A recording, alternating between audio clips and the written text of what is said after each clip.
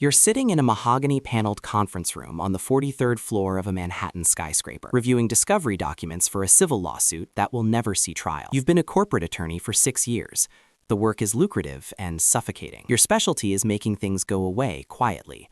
Shareholder disputes, employment claims, the occasional embezzlement case that gets resolved with NDAs and severance packages. You're good at it. You bill $400 an hour and you hate every minute. It's 11:30 on a Thursday night when your phone rings. The number is blocked. You answer because you always answer. A voice you don't recognize says your name, not as a question, and tells you to come to an address in Tribeca. Now. You ask who this is. The voice says a mutual friend suggested you. You ask what friend. The voice says you'll find out when you arrive, and if you don't arrive in 30 minutes, the opportunity disappears forever. Then the line goes dead. You sit there for 90 seconds, weighing the insanity of going to an unknown address at midnight because a stranger called you. Then you grab your coat. You tell yourself it's curiosity. It's not curiosity. It's the thought that anything is better than another decade of depositions and settlement negotiations that make no one happy and solve nothing important. The address is a private entrance to a building you've walked past 100 times without noticing. The door opens before you knock. A man in a dark suit who doesn't speak leads you to an elevator with no buttons. It moves up. You don't know how many floors. When it stops, you step into a penthouse that looks like it was designed to intimidate. Floor-to-ceiling windows overlooking the city. Furniture that costs more than your annual salary. And sitting in a leather chair that might be an actual throne is a man you recognize from magazine covers. He's worth $11 billion. He made his fortune in tech and real estate and a dozen other ventures you'd need a research team to untangle. He doesn't stand. He tells you to sit. You sit. He says he has a problem. 3 days ago, his 22-year-old son drove his Lamborghini into a cyclist in the West Village. The cyclist is in a coma. The son was drunk. There were witnesses. There's traffic camera footage. The police have already interviewed the son, who said nothing because his first call was to his father's attorneys, who told him to shut up. But here's the complication. One of the witnesses is a journalist. She's already making calls. The story will break in less than 48 hours unless someone makes it stop. You start to say this isn't your kind of case. He cuts you off. He knows exactly what kind of case it is. He knows you can't make criminal charges disappear. That's not what he's asking. He's asking you to manage every other variable. The journalist, the witnesses, the hospital, the cyclist's family, the police reports that haven't been filed yet, the security footage that might get corrupted or mislabeled or lost, the son's cell phone records that show he was texting while driving. Every loose thread that could turn this from a tragic accident into a story about wealth and privilege and justice being for sale. He slides a folder across the table.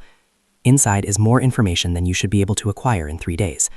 Full backgrounds on the witnesses, the journalist's financial records, her debts, her divorce proceedings, the cyclist's medical history, his family structure, his employment status, the investigating officer's names and case files and disciplinary records. Everything you'd need to know where to apply pressure. You ask what he's offering. He says your current salary times 10. Paid into an account he'll set up in a jurisdiction that doesn't cooperate with U.S. subpoenas. You work exclusively for him. When he has a problem, you fix it. No questions, no records, no trail. If you do this job successfully, you'll never worry about money again. If you fail, you'll never work as an attorney again. And that's the least of your concerns.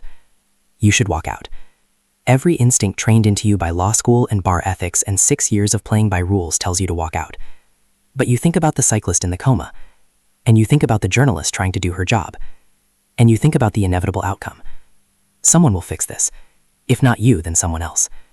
The billionaire has already decided what happens. Your participation doesn't change the result.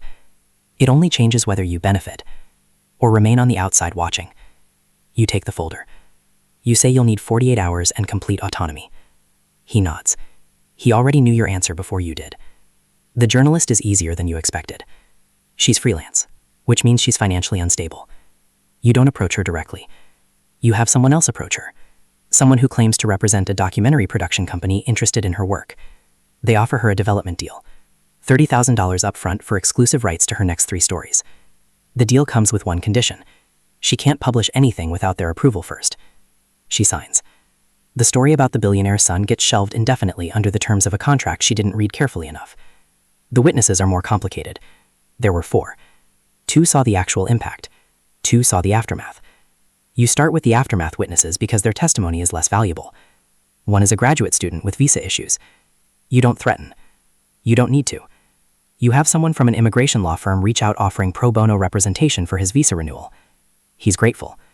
When the police follow up with him weeks later, his memory of the incident has become vague. He's not sure what he saw anymore. The stress of the visa situation has been overwhelming. The other aftermath witness is a middle-aged woman who works in retail.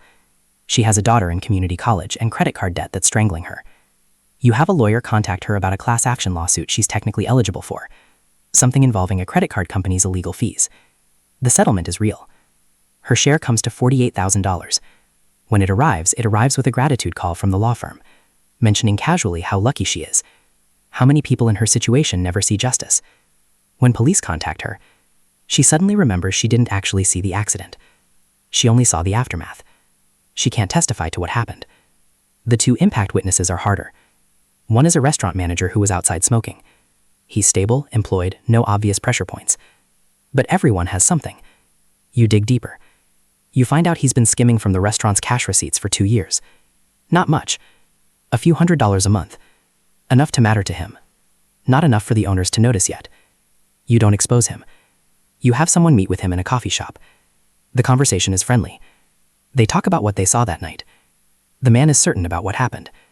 Then the friendly person mentions, almost as an aside, that they've heard the restaurant is planning an audit. Internal concerns about cash handling. They heard it might happen next month. They heard it could get ugly for whoever's responsible. Then they say if the man's memory about the accident became less certain, they might be able to help make sure that audit never happens. He doesn't agree immediately. You know he won't. You give him 3 days. On the 3rd day, he calls a number he was given. He says he's been thinking about that night and he realizes he didn't see as much as he thought. The car was moving fast. The lighting was bad. He couldn't say for certain who was at fault. When police contact him, he tells them the same thing. The audit never happens. The 4th witness is a problem. She's a social worker. She has nothing to hide. No financial pressure points. No legal vulnerabilities. She saw everything. She's already given a detailed statement to police. She's prepared to testify. You can't threaten her. And you can't buy her. So you go a different direction.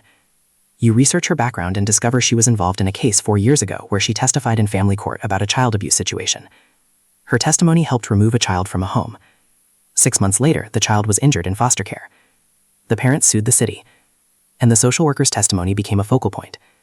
She was never found liable, but the case destroyed her for months. You find the attorney who represented the parents in that case. You pay them to reach out to the social worker with a courtesy call. They mention they've been contacted by representatives of a wealthy family involved in a recent incident. They mention that wealthy families have resources to pursue civil litigation aggressively. They mention that testifying in criminal cases can open you up to civil liability if the defense decides you're biased or unreliable. They mention that these families destroy witnesses who hurt them. They don't threaten. They just mention possibilities. She doesn't change her story. But she stops returning police calls. When a detective finally reaches her, she's not comfortable testifying.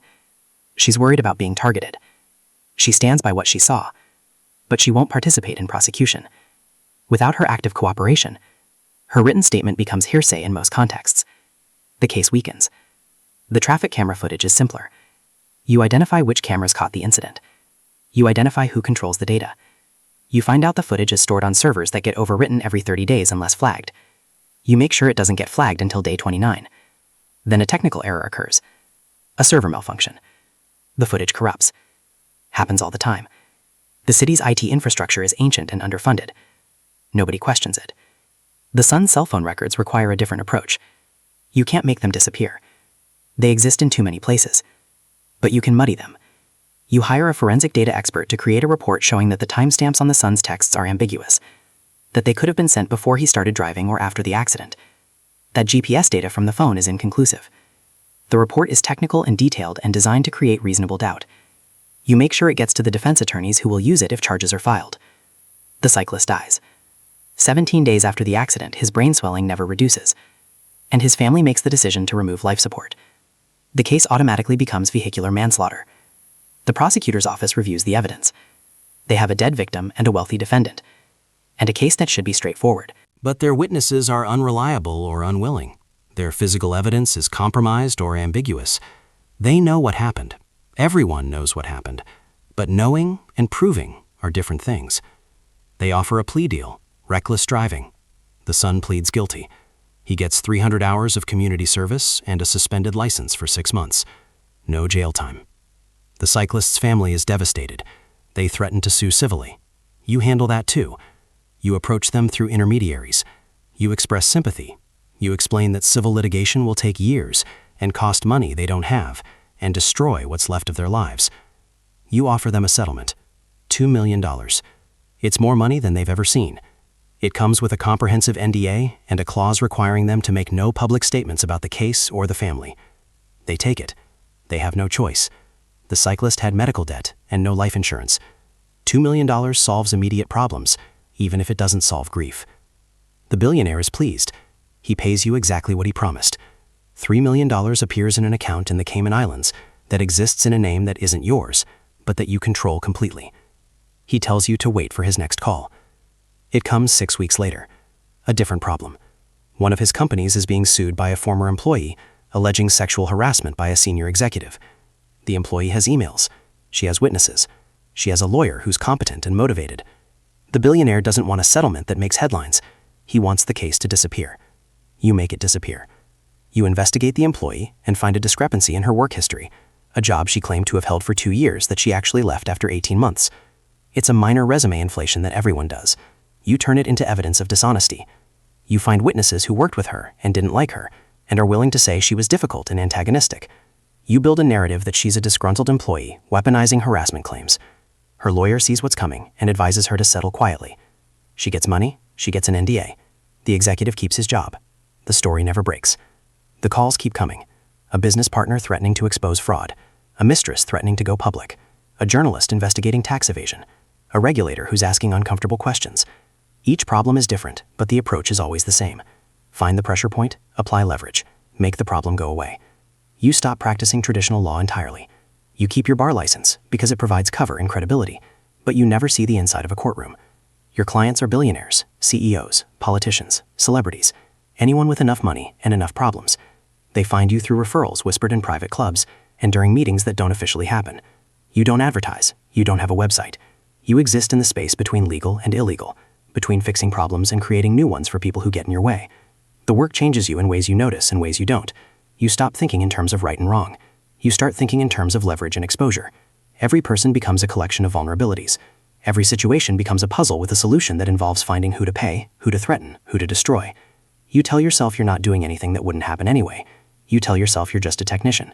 You tell yourself the world runs on power and money, and you're just operating within the system that already exists. But you know what you are. You're the person who makes sure justice is for sale, and the price is high enough that only certain people can afford it. You're the person who ensures that consequences are negotiable if you have the right resources. You're the person who turns the legal system into a weapon that protects the powerful and crushes anyone who threatens them. You have 17 clients now. Between them, they're worth over $200 billion. They own media companies, tech platforms, real estate empires, pharmaceutical companies, defense contractors. They shape policy and influence elections, and decide which stories get told and which disappear. And when they need someone to make their problems go away, they call you. You've made witnesses recant. You've made evidence disappear. You've turned victims into villains and criminals into sympathetic figures. You've settled cases that should have gone to trial and buried stories that should have destroyed careers. You've paid off cops, judges, and journalists. You've ruined lives to protect your clients. You've done things you can't undo and made choices you can't take back. The money keeps accumulating. You have accounts in 7 countries. You own property under shell companies in 3 continents. You could stop tomorrow and live comfortably for the rest of your life.